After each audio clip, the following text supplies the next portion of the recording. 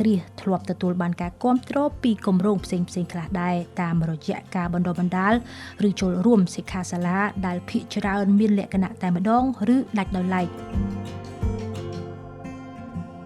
តើតើជាមួយនឹងគម្រោង Coffee Capture របស់ Unido ខាងសិប្បកម្មរបស់ខ្ញុំបានទទួលបានគ្រប់គ្រងជ្រោយទាំងអស់ដូចជាធ្វើបេក្ខអាជីវកម្មហើយសម្ភារៈបរិក្ខារហើយនឹងមានវគ្គបណ្ដុះបណ្ដាលសុវត្ថិភាពជំនាញសម្រាប់បុគ្គលិកធ្វើឲ្យសិប្បកម្មរបស់ខ្ញុំបានទទួលនិមិត្តសញ្ញាគុណភាពផលផលិតផលជោគផលហៅកាត់ថា CQS ហើយនឹងប្រព័ន្ធអង្កេតដានបន្តមកទៀតគម្រោងបានជួយ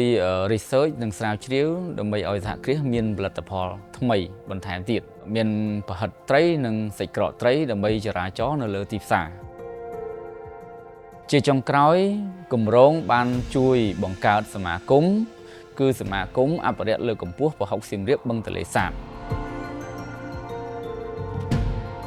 សហគ្រាសសំណាងសុធាទទួលបានវិញ្ញាបនបត្រ CQS ពេញលេញនិងកំពុងប្រើប្រាស់ប្រព័ន្ធអង្កេតដាន Digital Camtrace